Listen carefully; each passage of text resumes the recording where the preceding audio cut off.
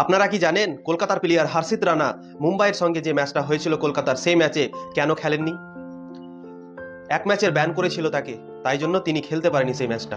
তো আমি আপনাদেরকে বলে দিচ্ছি কেন ব্যান করা হয়েছিল হর্ষিত রানাকে। হর্ষিত রানা সেই প্রথম ম্যাচ হয়েছিল আইপিএল এর কলকাতার সঙ্গে সেই হায়দ্রাবাদের, আর সেই ম্যাচে হর্ষিত রানা ময়ঙ্ক আগরওয়ালকে আউট করেছিলেন আর এইভাবে ফ্ল্যাং কিস দিয়েছিলেন ময়ঙ্ক আগরওয়ালকে। সেই ম্যাচে তার 50% কাটা হয়েছিল ম্যাচ ফিস, আর তাকে ওয়ার্নিং দেওয়া হয়েছিল।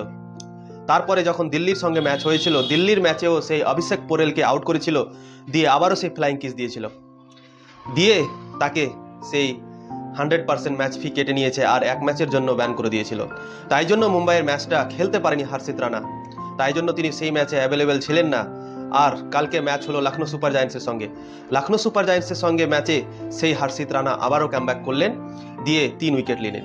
তোর প্রশ্নটা এখানে উঠছে কি হর্ষিত রানা ফ্লাইং কিস করছে, দিয়ে তাকে ব্যান করলো, 50% আগে কেটেছিল, তারপরে 100% ম্যাচ ফি কেটে একটা ম্যাচ তাকে ব্যান করা হলো। কিন্তু আমরা এই আইপিএলেই দেখেছি অনেক প্লেয়ার সেই ওই কাজগুলোই করেছে, কিন্তু তাদের কিছু করা হয়নি। যেমন বিরাট কোহলি একবার করেছিল, ক্যামেরন গ্রিন করেছিল, তাদেরকে কিছুই করেনি।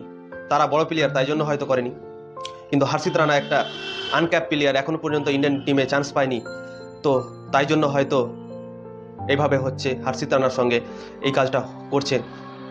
তো হর্ষিত রানা যখন কালকে উইকেট নিয়েছিল তারপরে এইভাবে দেখিয়েছিল, চুপ করেছিল সবাইকে, কেননা এইভাবে দিচ্ছিল তো তাকে ব্যান করে দিচ্ছে, তো সে কি করবে?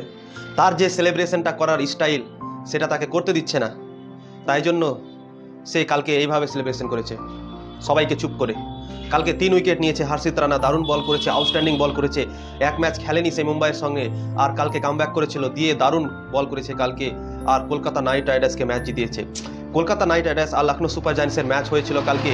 কলকাতা টসে হেরে গিয়েছিলেন কালকে, দিয়ে ব্যাটিং করেছিলেন প্রথমে, দিয়ে নারায়ণ আর ফিল সল্ট দারুণ শুরুয়াত দিয়েছিল কলকাতা নাইট রাইডার্সকে। পাওয়ার প্লেতেই প্রায় 77-এর উপরে রান করে নিয়েছিল, দিয়ে সেই 20 ওভারে 235 রান লাগিয়ে দিয়েছিল সেই লখনৌ সুপার জায়ান্টসের সামনে।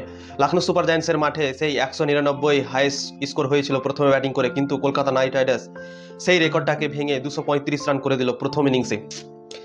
দিয়ে লখনৌ সুপার জায়ান্টসের ওপরে তো প্রচণ্ড চাপ ছিল, কেননা এত রান এর আগে এই মাঠে কোনোদিনও হয়নি, আর 235 রান কলকাতা নাইট রাইডার্স বোর্ডে লাগিয়ে দিয়েছে। আর তাদের বোলিং অ্যাটাকও দারুণ আছে, সুনীল নারায়ণ, বরুণ চক্রবর্তী, সেই মিচেল স্টার্ক 4 উইকেট নিয়ে এসেছিল কলকাতা নাইট রাইডার্সের সেই মুম্বাই ইন্ডিয়ান্সের সামনে। তো রাসেলও বল দারুণ করেছিল, রাসেলও সেই 2 উইকেট নিয়ে, সবাই ভালো বল করে সেই লখনৌ সুপার জায়ান্টসের মাঠে পৌঁছেছিল। তো মনে হচ্ছিল কি এই রানটা তো কাফি হবে ম্যাচ জিতানোর জন্য, কলকাতা ম্যাচটা তো জিতে যাবে। তো প্রথমে ভেবেছিলাম কি ম্যাচ তো আমাদের হাতে চলে এসেছে, কেননা এই মাঠে 235 রানটা খুবই বড় স্কোর, কেননা এই মাঠটা প্রচণ্ড বড়, ছক্কা মারা খুব কঠিন কাজ এই মাঠে। তাই জন্য ভেবেছিলাম কলকাতা নাইট রাইডার্স এই ম্যাচটাও জিততে চলেছে। তো দিয়ে লখনৌ সুপার জায়ান্টস যখন ব্যাটিং করতে এসেছিল, প্রথম উইকেট সে স্টার্ক আবার নিয়ে নিল, দিয়ে আস্তে আস্তে উইকেটগুলো পড়ে গেল, আর 98 রানে সেই ম্যাচ জিতে গেল কলকাতা নাইট রাইডার্স কালকে। তো হর্ষিত রানার সঙ্গে এটাই হয়েছে, বড় বড় প্লেয়াররা সেলিব্রেশনগুলো করছে, তাদের কিছু হচ্ছে না, আর সেই একটা ইন্ডিয়ান আনক্যাপ প্লেয়ারকে তারা ব্যান করে দিচ্ছে, 50% কেটে নিচ্ছে, কেন সে সেলিব্রেশন করছিল, তাকে নাকি দোষী পাওয়া গেছে, তাই জন্য হর্ষিত রানার সঙ্গে এটা হয়েছে। তো ভিডিও ভালো লাগলে লাইক করবেন, শেয়ার করবেন এবং ফলো করে দেবেন। আর ইউটিউবে যদি দেখছেন তো এমডি রিঙ্কুকে অবশ্যই সাবস্ক্রাইব করে যাবেন।